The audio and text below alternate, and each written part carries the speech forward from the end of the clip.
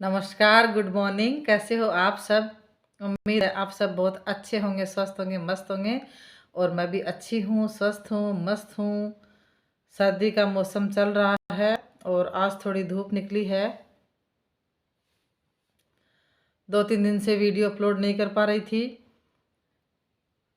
तो सोचा आज एक विशेष दिवस है, उसके उपलक्ष्य में मैं आपके सामने कुछ बातचीत कर लूँ। तो सबसे पहले तो मैं आप सबका अपने चैनल पे स्वागत करती हूँ और आप चैनल को ज़्यादा से ज़्यादा शेयर कीजिए, वीडियो को लाइक कीजिए और अगर आप चैनल पे नए हैं तो घंटी के बेल आइकन को दबा करके ऑल पे ज़रूर क्लिक कर लीजिए ताकि अपलोड होने वाले वीडियो का नोटिफिकेशन आपको सबसे पहले मिल सके। आज है 12 जनवरी और 12 जनवरी का दिन हमारे भारत के इतिहास में बहुत ही महत्वपूर्ण दिवस है। किसी महान विभूति का जन्म दिवस है ये। शायद आप लोग समझ गए होंगे किस महान विभूति का जन्म दिवस है। तो मैं आपको बता देती हूँ कि स्वामी विवेकानंद जी का जन्म दिवस है 12 जनवरी। स्वामी जी का जन्म 12 जनवरी 1863 को कोलकाता में हुआ था। स्वामी जी बचपन से ही बहुत विद्वान व्यक्ति थे। स्वामी जी के पिता जो हैं वो एक हाई कोर्ट में वकील थे और उनकी माता श्रीमती भुवनेश्वरी देवी वो एक गृहिणी थी। स्वामी जी के गुरु थे रामकृष्ण परमहंस। रामकृष्ण परमहंस की शिक्षाओं ने स्वामी विवेकानंद के दिलो दिमाग पे बहुत ज़्यादा असर डाला। स्वामी जी अपने गुरु की शिक्षाओं से बहुत प्रभावित हुए। स्वामी जी के बचपन का नाम वीरेश्वर था और उनका वास्तविक नाम नरेंद्र नाथ दत्त था। बाद में इनका नाम स्वामी विवेकानंद पड़ा है। इससे पहले इनका नाम था नरेंद्र दत्त।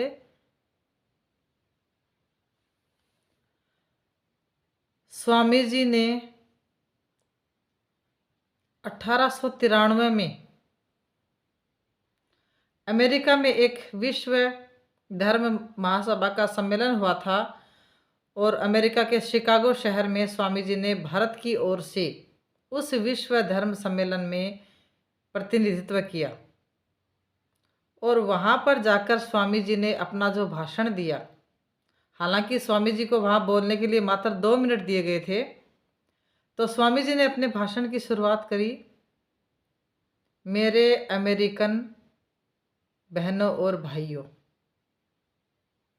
ये स्वामी जी के भाषण का पहला वाक्य था और इस वाक्य से अमेरिकन जो लोग थे वो इतने ज़्यादा प्रभावित हुए कि स्वामी जी विख्यात हो गए। स्वामी विवेकानंद ने ही अमेरिका और यूरोप में भारतीय संस्कृति को, सनातन धर्म को पहुंचाने का प्रयास किया था। उन्हीं की देन है कि हमारी संस्कृति यूरोप और अमेरिका में पहुंची।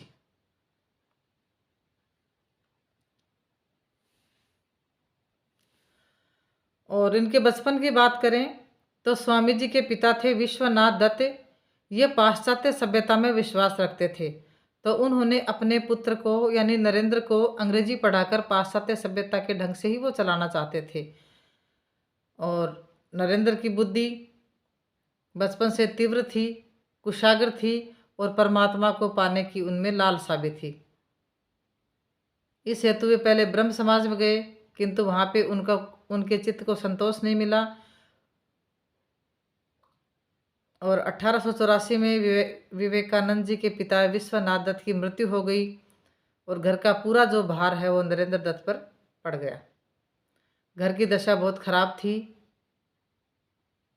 और स्वामी विवेकानंद जी ने शादी नहीं करी और जब भी कोई रिश्ता आता था वो हमेशा टालते रहते थे।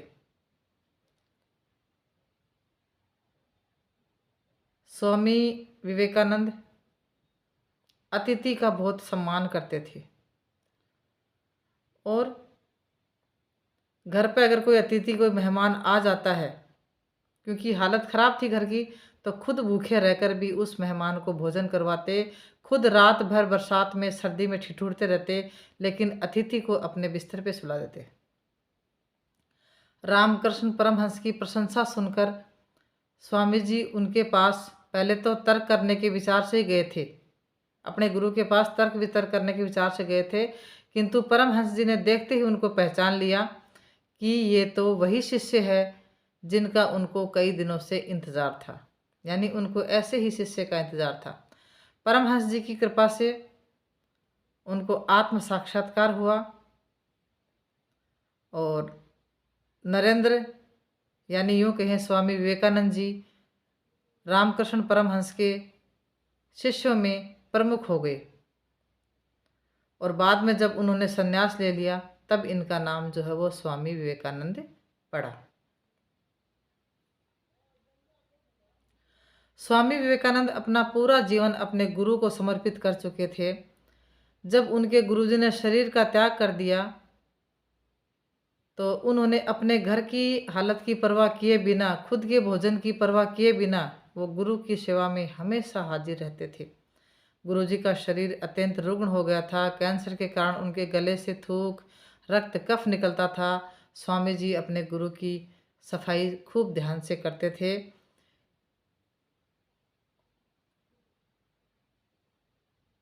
एक बार किसी ने उनके गुरुजी की सेवा में घृणा और लापरवाही दिखाई और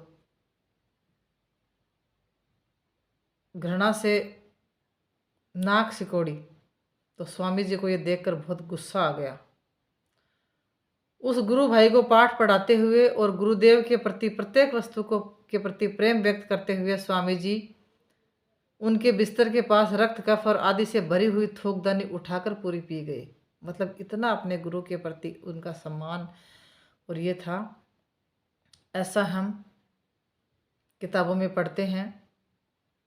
गुरु के प्रति उनकी अनन्य भक्ति, निष्ठा और त्याग और समर्पण इतना था कि वो अंतिम समय तक अपने गुरु के पास रहे, अपने गुरु की सेवा करते रहे। और जब उनके गुरु ने शरीर त्याग दिया तब स्वामी जी ने ठान लिया था कि मैं अब अपने गुरु के आदर्शों को आगे बढ़ाऊंगा। तो इसके लिए स्वामी जी ने रामकृष्ण परमहंस की स्थापना करी। रामकृष्ण परमहंस मिशन चलाया और ये मिशन आज तक काम कर रहा है। स्वामी जी कोलकाता में पैदा हुए थे और हमारे झुंझुनू ज़िले के खेतड़ी में भी आए और खेतड़ी के महाराजा ने भी उनको अच्छा सम्मान दिया।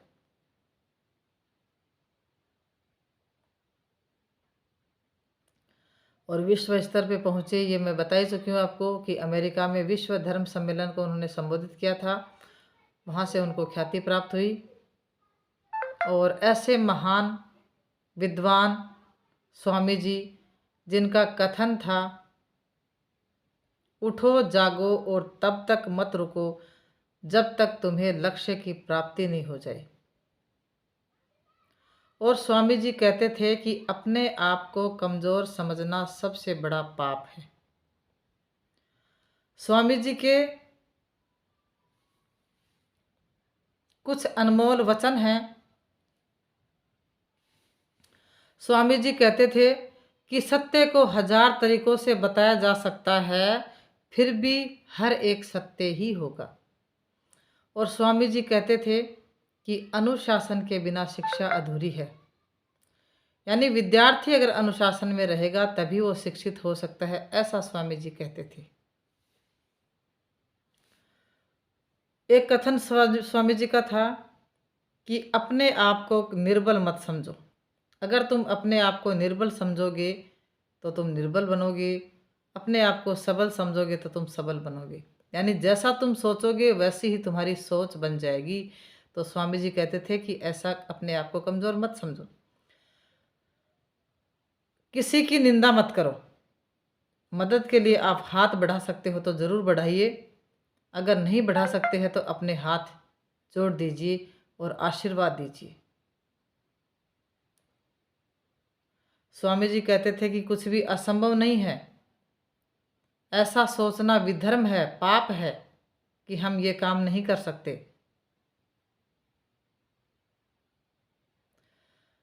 स्वामी जी का मानना था कि जब तक आप खुद पर विश्वास नहीं करते तब तक आप भगवान पर विश्वास नहीं कर सकते। ये भी उनके अनमोल कथनों में से एक कथन है। स्वामी जी कहते थे कि एक शब्द में यह आदर्श है कि तुम परमात्मा हो।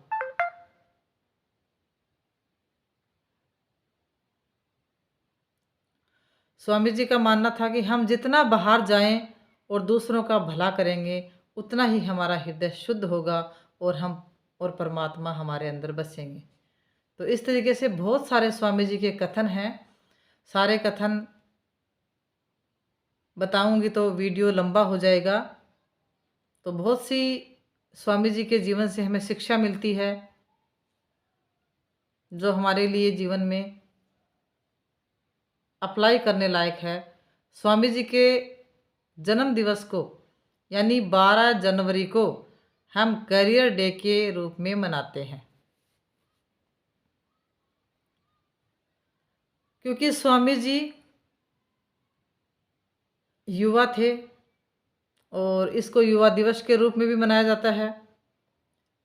और राजस्थान सरकार के द्वारा भी सभी स्कूलों में, सभी विद्यालयों में ये निर्देश दिया गया है कि 12 जनवरी को करियर मेले का आयोजन किया जाए और बच्चों को मार्गदर्शन दिया जाए कि बच्चे भविष्य में अपना करियर कैसे बना सकते हैं। कक्षा 9 से 12 तक के बच्चों को ये बताया जाए कि हम अपना करियर कैसे बना सकते हैं आगे भविष्य में। तो युवा दिवस और करियर डे की आप सबको हार्दिक शुभकामनाएं। और स्वामी जी के बताए हुए पद चिन्हों पर हम चलते रहें। उनके कथन को याद रखें कि आलस को त्यागो और उठो जागो तब तक चलते रहो जब तक आपको लक्ष्य की प्राप्ति नहीं हो जाए। इसी कथन के साथ वीडियो का करती हूँ अंत। और एक बार फिर से आपको हमारी महान विभूति स्वामी विवेकानंद को शत शत नमन उनकी जयंती के उपलक्ष्य में।